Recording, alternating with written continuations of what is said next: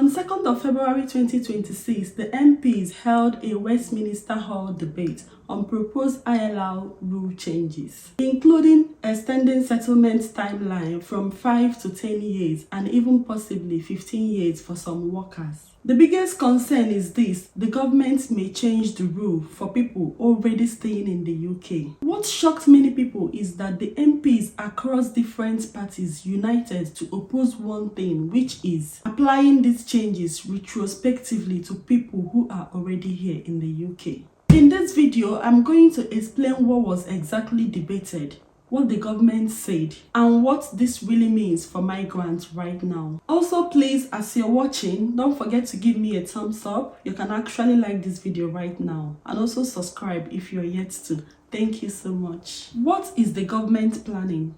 So right now, many visas lead to settlement after 5 years in the UK. The government is planning to change this to 10 years. For some workers, especially the care workers, it could be up to 15 years. They also want a system where settlement is earned and is dependent on your income and job type. The problem is the government has not clearly said whether these new changes will apply to new migrants or also people that are already here.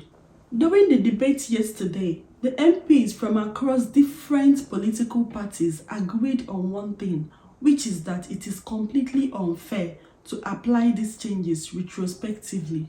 They also said that these people came to the UK legally and they followed the rules, and they came on a promise that after 5 years they'll be settling in the UK. So it is completely unfair to change the timeline now. Most of them also argued that it is like moving the goalposts. This means changing the rules after the game has started.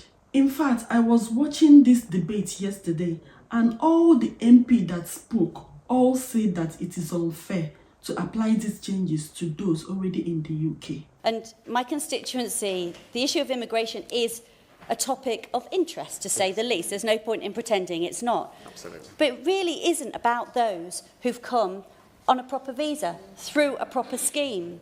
The concerns about employer from the government, the concerns about employer over-reliance on overseas labour is not the fault of these individuals. They're here because we asked them to come and help. So as this consultation progresses, I'm asking for careful consideration of transitional protections or differentiated arrangements for existing workers, so their contribution is properly recognised, their integration is supported, and their concerns are reflected in the final policy.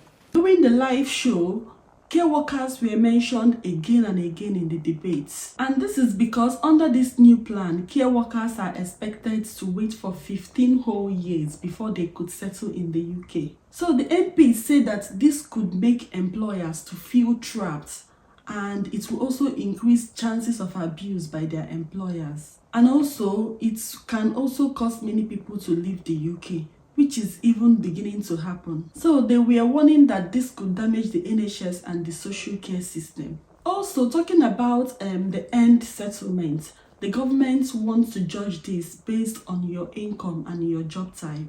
They say that many important jobs are low paid but very valuable. Just because someone earns less money does not mean that they contribute less. There are some carers that I know, and I know that they keep lamenting on the amount of tax that they pay monthly. Like when they receive their salary, the amount of tax they pay is even much.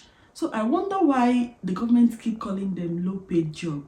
Low paid, but they contribute, and the money they pay for tax is even big amount of money.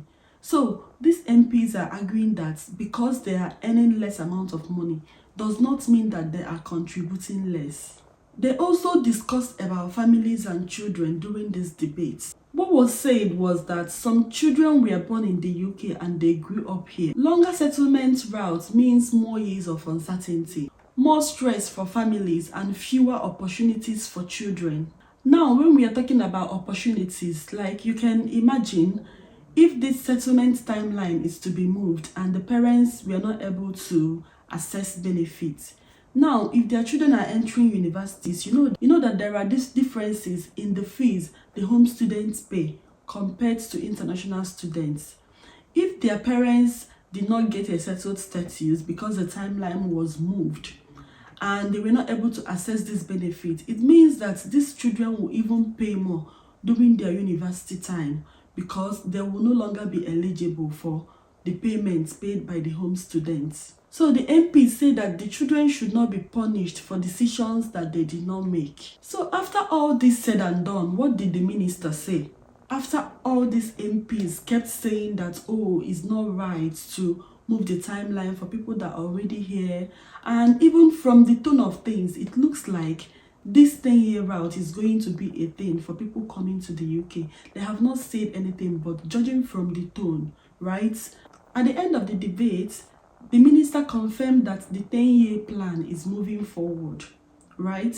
So it looks like it's going to affect new people coming to the UK. When he was asked if those already in the UK will be protected, they asked the question directly, if those already in the UK will be protected. But the minister did not give a clear answer.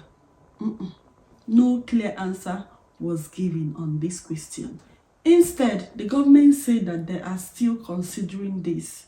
So, no answer was given. So, in all of this, what does it mean for you right now, especially if you're still planning to apply for ILR, which is Indefinite Leave to Remain in the UK? Right now, the rules have not changed. No one have lost their pathway yet.